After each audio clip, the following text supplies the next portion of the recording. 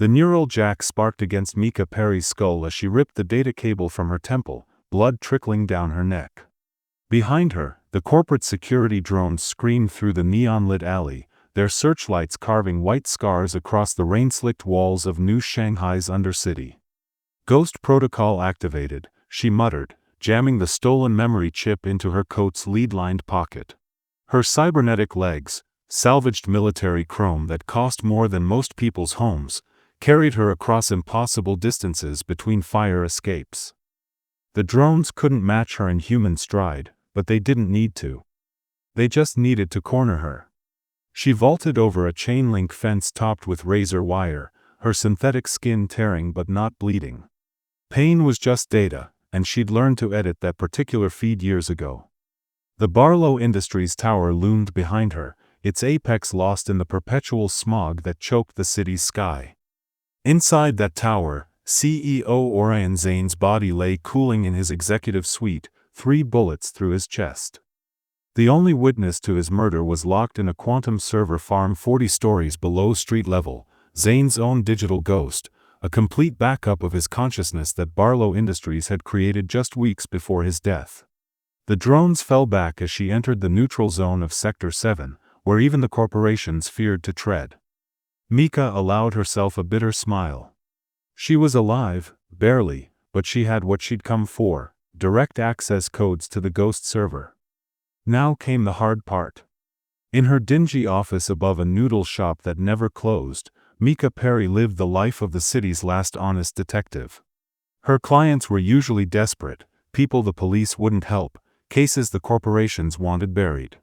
She charged enough to keep the lights on and her chrome maintained, but never enough to get rich. Rich people attracted attention, and attention got you disappeared in New Shanghai. The rain never stopped falling outside her window, each droplet carrying the chemical tang of industrial runoff. Her desk was a battlefield of case files, unpaid bills, and empty bottles of synthetic whiskey. The neural interface port behind her left ear itched constantly, a reminder of the price she'd paid for the chrome that made her more than human and less than alive. Her comm unit buzzed with incoming calls from creditors and potential clients, but she ignored them all. The Zane case was different. Genevieve Barlow herself had walked into this office 3 days ago, designer heels clicking against the stained concrete floor, offering more money than Mika had seen in 5 years. All she had to do was prove that Orion Zane's murder was a random robbery gone wrong. But Mika had learned long ago that when the powerful offer easy money, the job is anything but easy. The inciting incident came at 3 a.m. on a Tuesday, delivered by a Barlow Industries kill team armed with military-grade plasma rifles and a termination warrant bearing Genevieve Barlow's personal seal. Mika's early warning systems, a network of modified security cameras and motion sensors she'd installed throughout the building, gave her 30 seconds notice. 30 seconds to grab her gun, her data drives, and the Zane access codes before the corporate soldiers kicked down her reinforced door. Mika Perry, the lead operative, announced through his helmet speaker system. By order of Barlow Industries Board of Directors, you are hereby terminated for breach of contract and corporate espionage. She was already moving, chrome legs carrying her through the window and onto the fire escape as plasma bolts turned her desk into molten slag. The night air was thick with chemical rain and the distant hum of the city's power grid. Below, Sector 7 sprawled like a neon cancer, all flickering hollow ads and shadows where people like her could disappear. But they were waiting for her. 2 more kill teams had positioned themselves at the building's exits, their thermal scanners sweeping the darkness. Mika's modified nervous system kicked into overdrive, time seeming to slow as her enhanced reflexes processed the tactical situation. Her chrome wasn't just legs, her entire skeletal system had been replaced after a case went bad 5 years ago, leaving her with strength and speed that bordered on supernatural.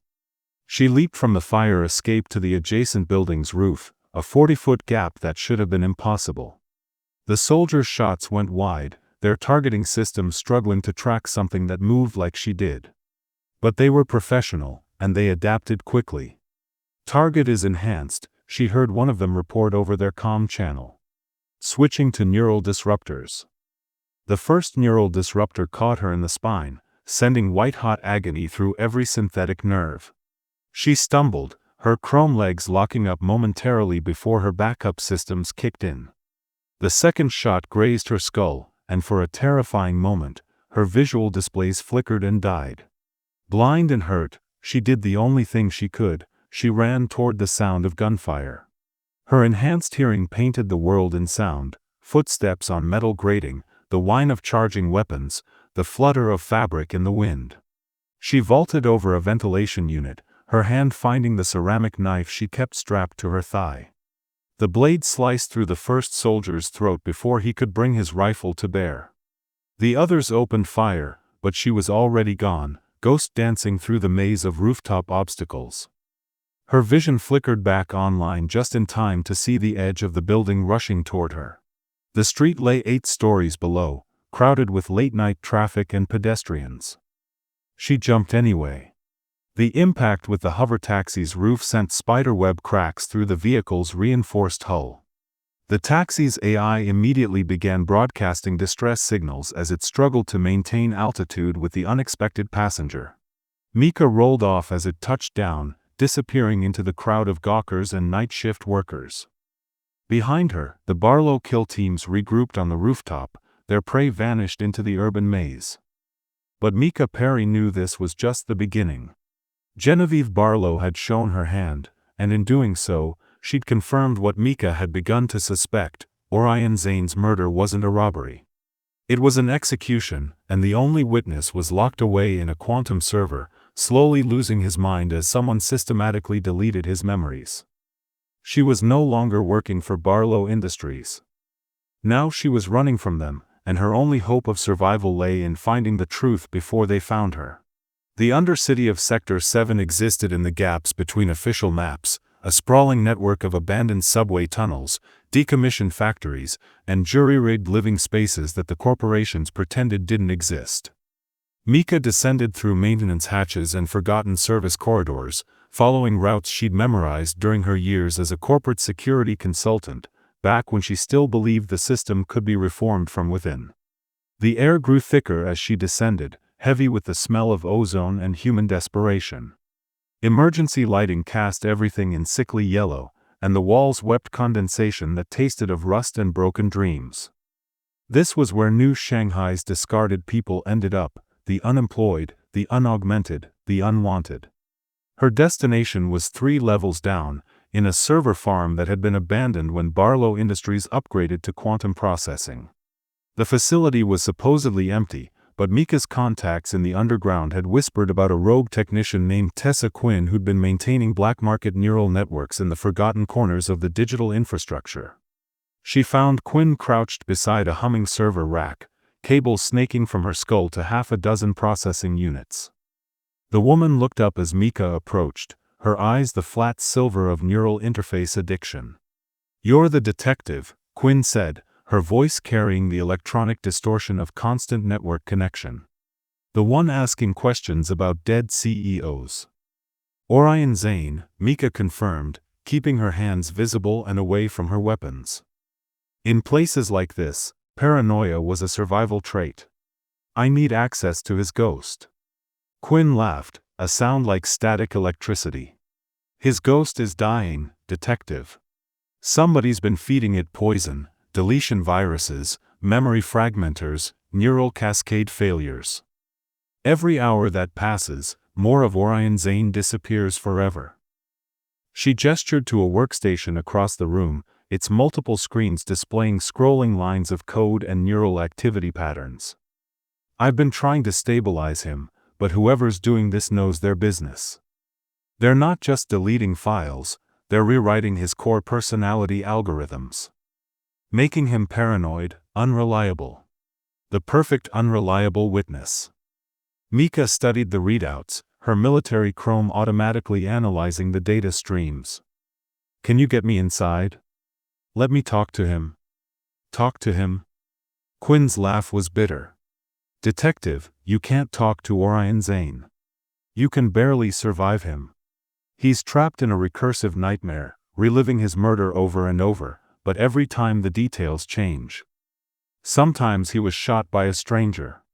Sometimes by his business partner. Sometimes by you.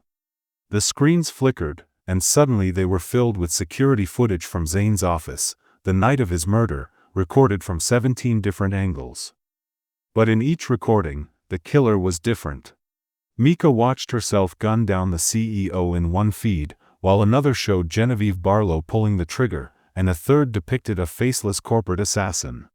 The ghost is fragmenting, Quinn explained. His memories are becoming fiction, and his fiction is becoming memories. But somewhere in that chaos, the truth still exists. The question is whether you can find it before his mind completely collapses. Before Mika could respond, the facility's ancient security system activated, blast doors sealing the entrances as red warning lights bathed everything in crimson. Quinn's hands flew across her keyboard, her neural jack sparking as she interfaced directly with the building's network. Corporate security, she hissed. Full kill team, military grade. Someone tracked you here.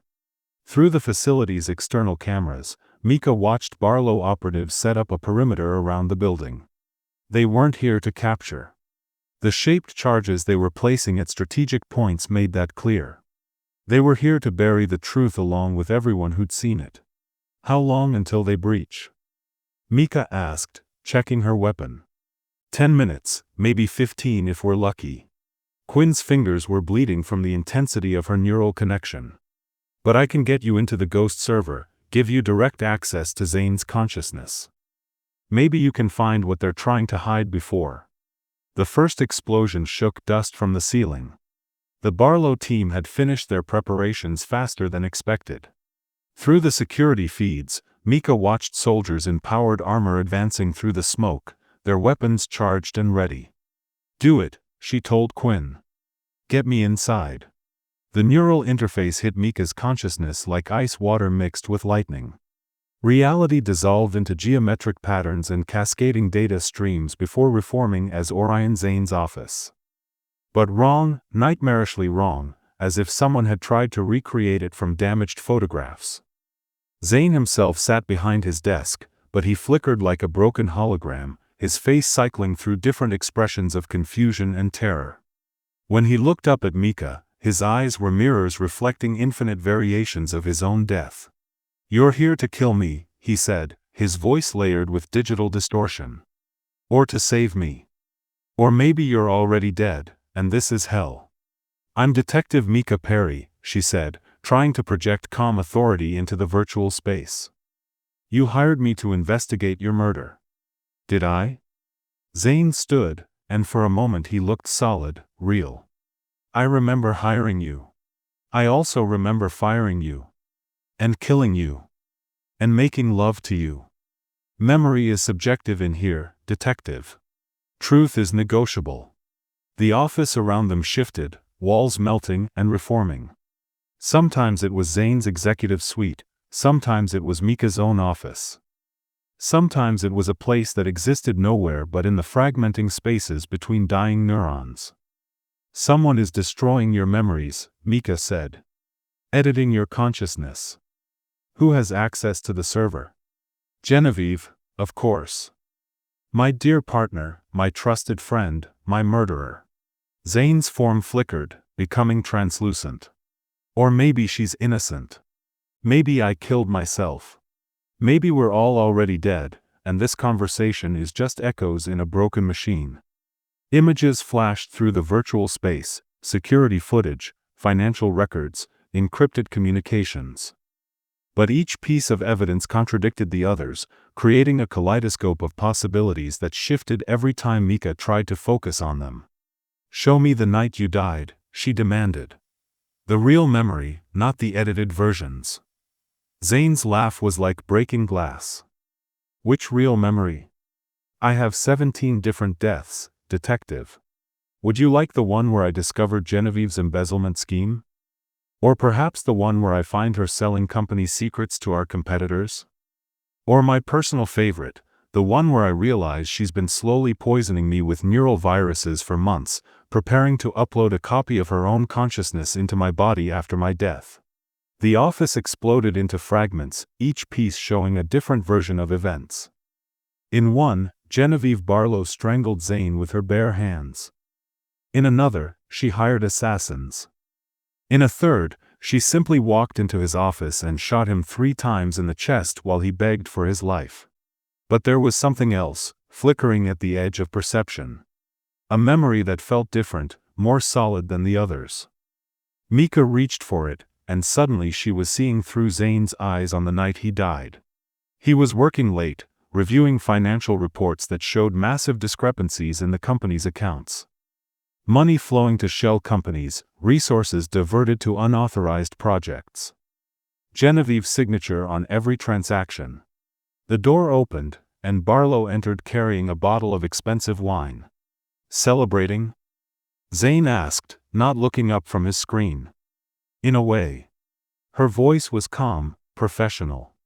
I'm celebrating the end of an era, Orion. Your era. That's when he saw the gun in her other hand. The memory shattered as explosions rocked the physical world outside the server. Mika felt Quinn's presence in the network, her consciousness stretched thin as she fought to maintain the connection. There in the building, Quinn's voice echoed through the digital space. Neural scramblers active. They're not just here to kill us, they're here to wipe the servers clean.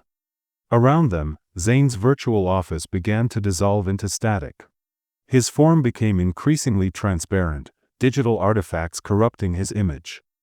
She's deleting me, he whispered, his voice fading. Even now, even here, she's still killing me. The neural cascade is accelerating. In minutes, I'll be gone forever. Tell me about the backup, Mika demanded. You must have made another copy, hidden somewhere. For a moment, Zane's form solidified, his eyes clearing. The Prometheus Project, he said. Hidden server farm beneath the old Wayland building. Complete backup of my consciousness, made before she started poisoning my neural patterns. But she doesn't know about it. Only Tessa. His words were cut off as another wave of deletion viruses swept through the system. Zane screamed, his form fragmenting into geometric patterns before reforming as a barely recognizable echo of himself. The neural connection began to collapse, reality bleeding back into Mika's consciousness. The last thing she saw was Zane reaching toward her, his digital fingers dissolving into mathematical abstractions. Stop her, he whispered with his final breath. Stop her before she becomes immortal. Mika's consciousness slammed back into her physical body just as the blast door to the server room exploded inward. Corporate soldiers poured through the breach, their weapons tracking toward anything that moved. She rolled behind a server rack as plasma bolts turned cooling units into molten slag, the air filling with the acrid smell of burning electronics and ozone. Quinn was still connected to the network, her body rigid with the effort of maintaining the data streams. Blood ran from her nose and ears, signs of neural feedback that would kill her if she didn't disconnect soon. But she kept working, her fingers dancing across holographic interfaces as she tried to save what remained of Zane's consciousness. The Prometheus backup. Mika shouted over the sound of gunfire. Where is it? Sublevel 3 of the old Wayland building, Quinn replied without looking away from her screens. But it's locked behind military-grade encryption. You'll need. Her words were cut off as a neural disruptor bolt caught her in the shoulder, sending violent spasms through her chrome-enhanced nervous system. Mika returned fire, her ceramic gun spitting hypervelocity rounds that punched through military armor like tissue paper. One soldier went down, then another, but there were too many of them. They advanced with practiced precision, using suppressive fire to pin her down while flanking teams moved to surround her position. Quinn, she called. We have to go. The technician's hands were shaking now, neural overload causing her cybernetic systems to malfunction. Can't disconnect, she gasped. If I stop the transfer now, Zane's backup will be corrupted. Just give me 30 more seconds. A shaped charge exploded against the server rack Mika was hiding behind, showering her with sparks and twisted metal. The soldiers were closing in, their thermal imaging cutting through the smoke and debris. In moments, they'd have clear shots at both women. That's when the lights went out. Emergency power failed throughout the facility, plunging everything into absolute darkness. But Mika's chrome eyes automatically switched to infrared, painting the world in heat signatures and thermal gradients. She could see the soldiers fumbling with their equipment, their night vision systems apparently disrupted by some kind of electromagnetic pulse. Quinn's handiwork, she realized. The technician had sacrificed the building's entire power grid to give them a chance at escape.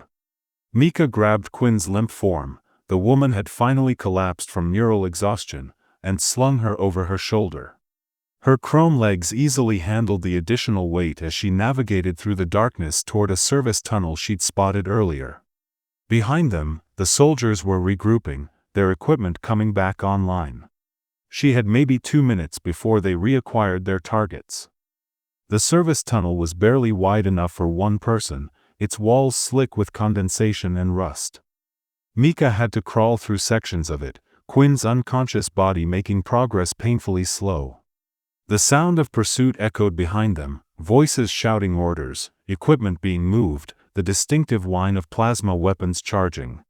The tunnel ended at a junction with the city's old storm drainage system. Water rushed through the concrete channels, carrying the chemical runoff of New Shanghai's industrial district toward the harbor. The current was swift and dangerous, but it was their only route to freedom. Mika checked Quinn's vital signs, weak but stable, then lowered both of them into the rushing water. The current immediately caught them, sweeping them downstream through a maze of concrete tunnels and drainage pipes. Her chrome bones were dense enough to keep her submerged, but she had to fight to keep Quinn's head above water. They emerged from the drainage system into the harbor 20 minutes later, the corporate soldiers far behind. But Mika knew this was only a temporary reprieve. Barlow Industries owned half the city, and their surveillance network would be searching for her within hours. She dragged Quinn's unconscious form onto a maintenance pier, checking again for signs of neural damage. The woman was breathing, but her pupils were dilated and unresponsive, classic symptoms of interface shock. "Wake up," Mika whispered, gently slapping Quinn's cheeks. "I need to know about the Prometheus backup. How do I access it?" Quinn's eyes fluttered open, unfocused and confused.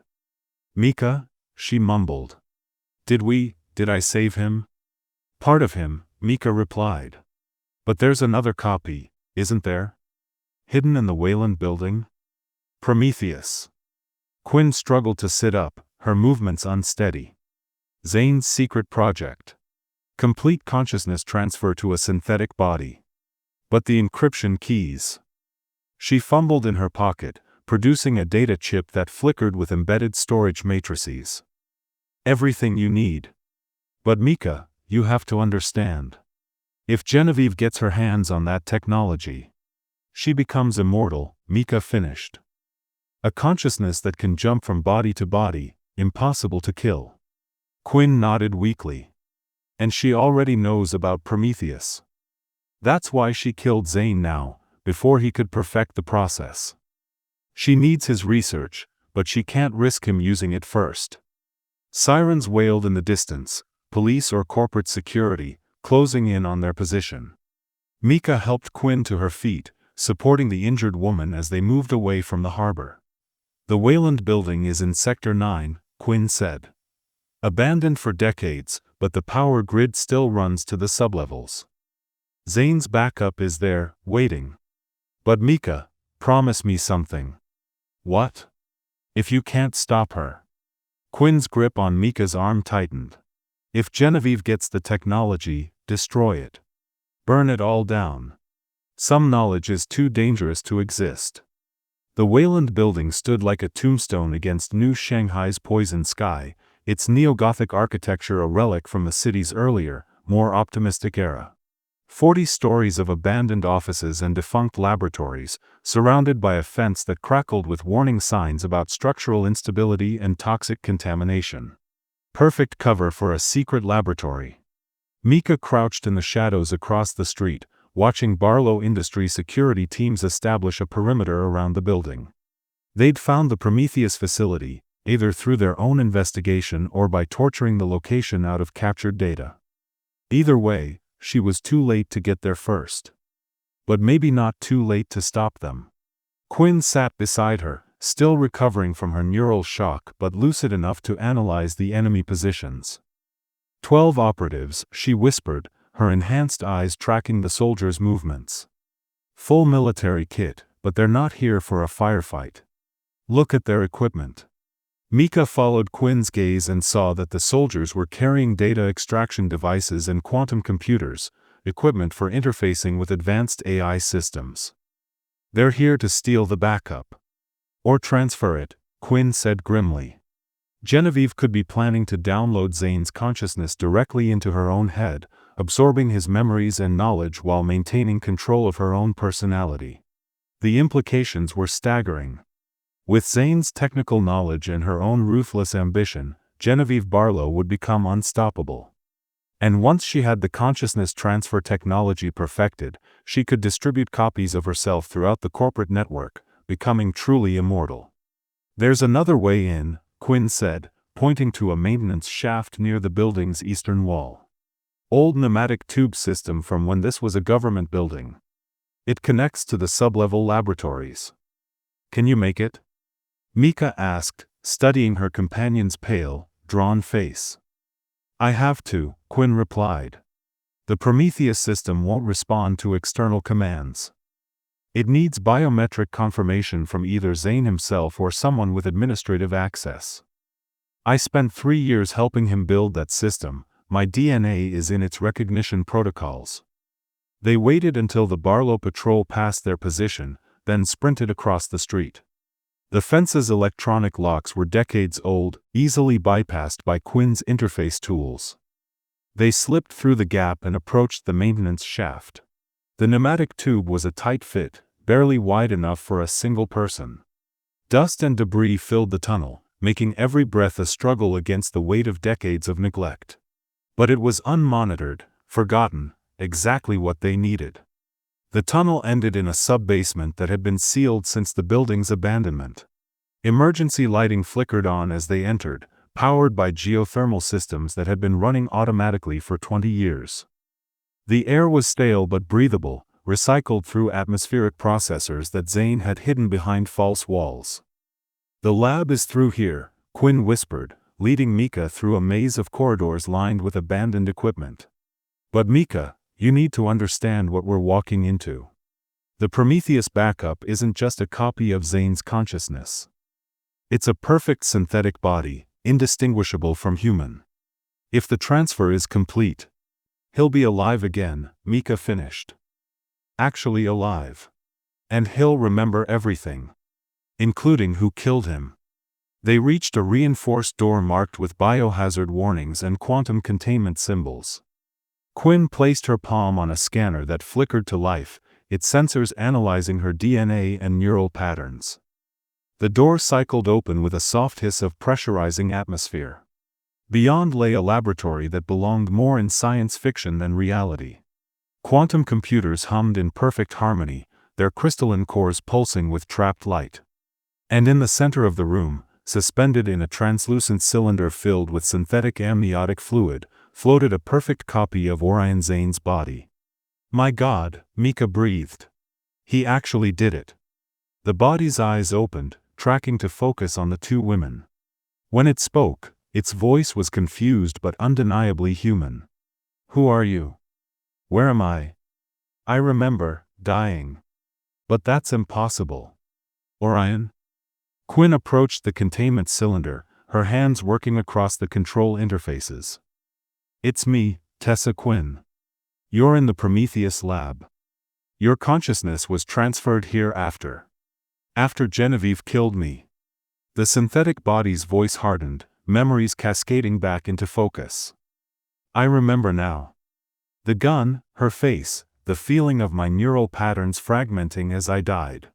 He looked down at his new body, flexing synthetic muscles that responded like organic tissue. How long have I been dead? 3 days, Mika answered. I'm Detective Mika Perry. You hired me to investigate your murder. And I assume you found more than you bargained for.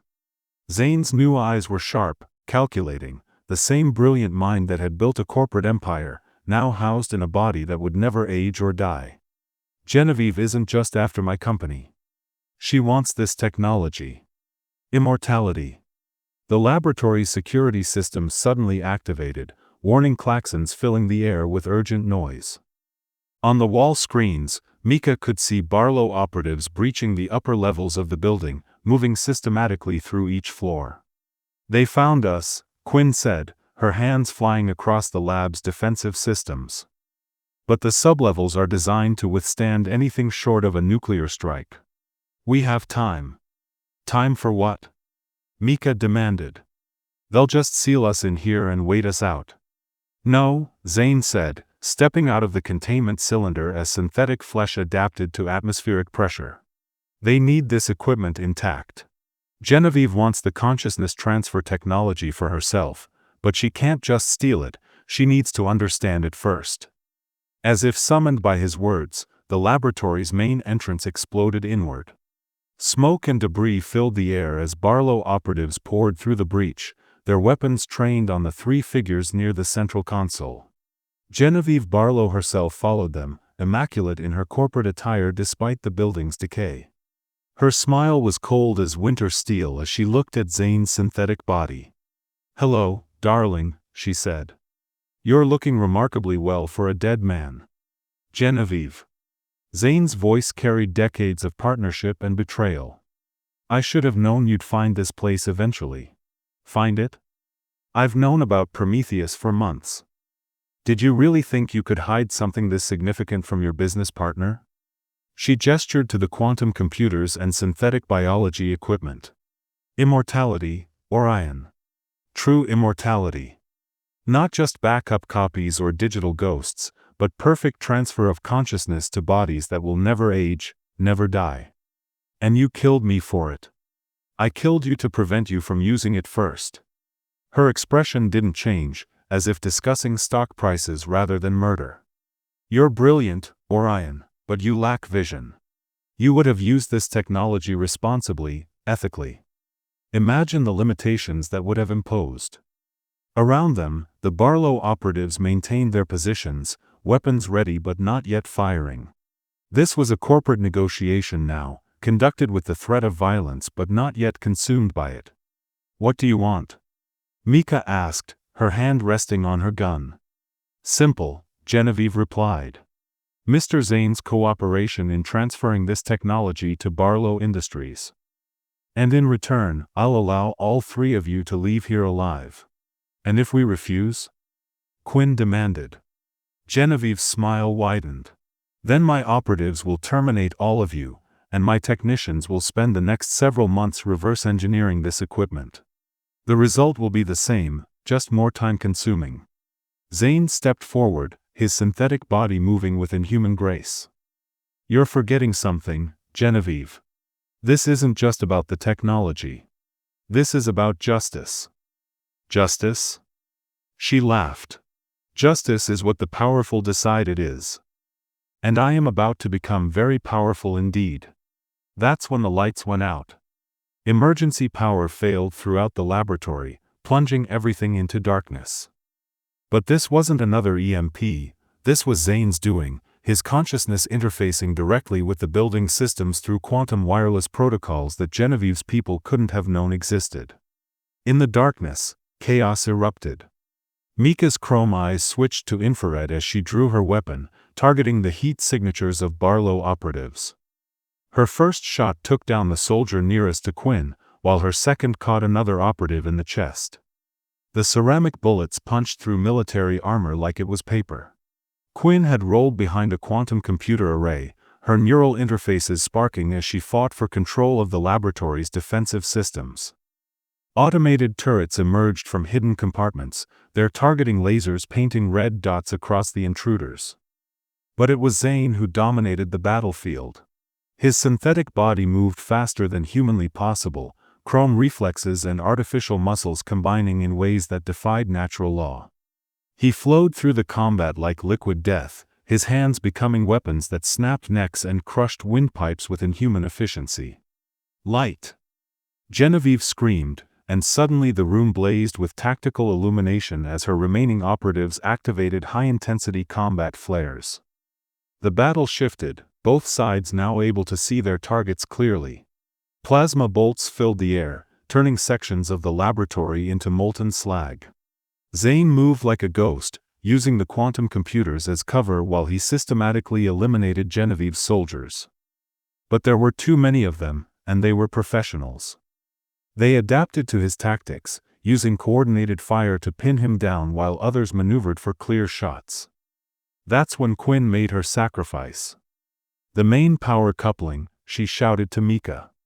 "If I overload it, the entire facility will shut down, including life support. You'll have maybe 10 minutes to get out." Before anyone could stop her, she jammed her neural interfaces directly into the laboratory's main power grid. Electricity arced through her body as she forced her consciousness into the building's control systems, burning out safety protocols and overriding containment procedures. The building shuddered as massive systems began failing throughout its structure.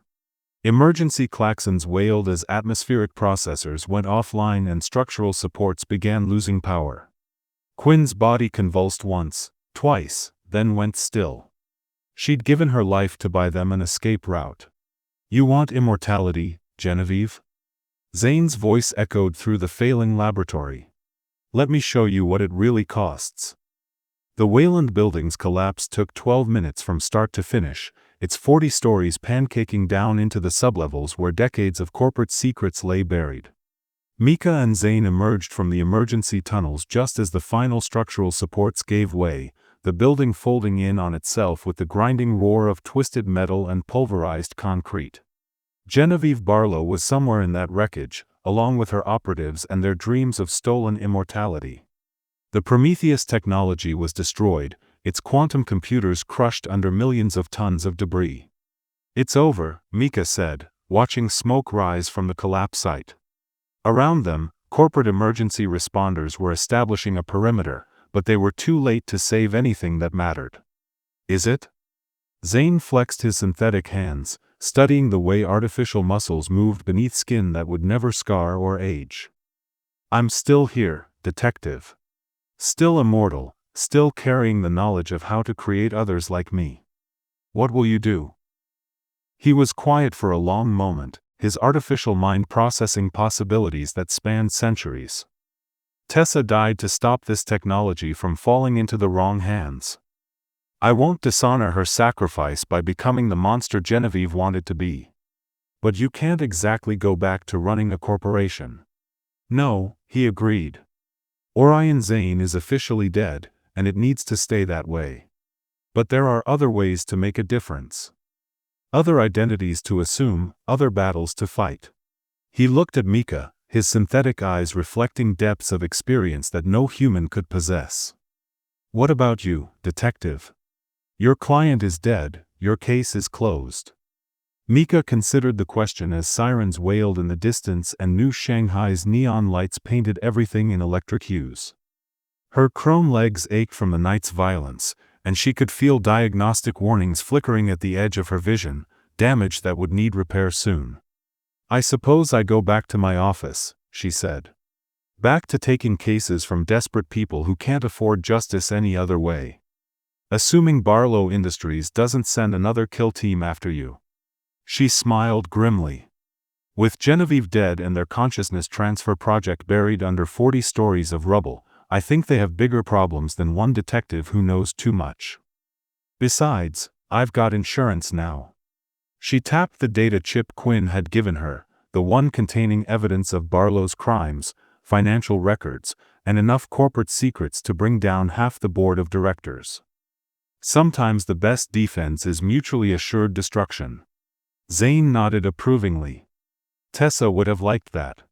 She always believed information should be free, that knowledge belonged to everyone.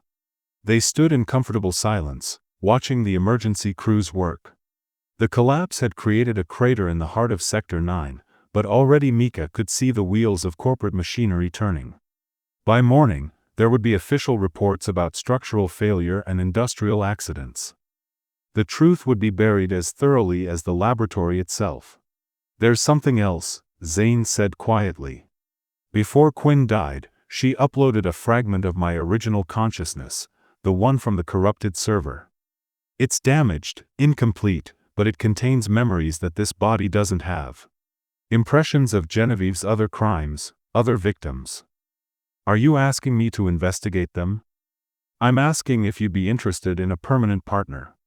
Someone with unlimited resources and no official existence who's very motivated to see justice done. His synthetic smile was entirely human. Think of it as a consulting arrangement.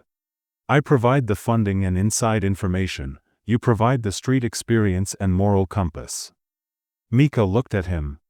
This impossible man who had died and been reborn, who carried the accumulated knowledge of a corporate empire in a body that would outlive civilizations.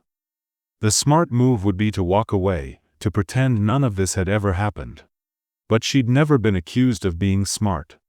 50-50 split on expenses, she said. And I pick the cases. Deal. Zane extended his hand, and she shook it. His grip was firm, warm, indistinguishable from human flesh. Welcome to the resurrection business, Detective Perry. As they walked away from the wreckage, Mika felt something she hadn't experienced in years: hope. New Shanghai was still a cesspit of corporate corruption and human misery, but now it had something it had never possessed before: a ghost in the machine who remembered what it felt like to be murdered, and who had all the time in the world to make things right. The rain continued to fall, washing the ashes of the Wayland building into the storm drains that would carry them to the harbor. But for the first time in decades, it felt like a cleansing rain rather than an acid baptism. Above them, the corporate towers of New Shanghai stretched toward the poisoned sky, their windows blazing with the light of 1,000 different schemes and betrayals. But walking among the shadows cast by those towers was something new, a partnership between the living and the dead, between flesh and chrome, between justice and vengeance. The ghost in the machine detective was born in the ruins of the Wayland building, baptized in synthetic blood and digital fire. And in the city's underbelly, where desperate people brought their impossible cases to the woman with chrome legs and a ceramic gun, word would soon spread of a new kind of hope. The kind that couldn't be killed, no matter how many bullets you put in its chest. In the distance, the harbor lights reflected off the water like fallen stars, and Mika Perry walked toward them with her immortal partner at her side. Tomorrow would bring new cases, new crimes, new battles against the powerful who thought themselves untouchable. But tonight, for the first time in years, justice had won. And in New Shanghai, that was miracle enough.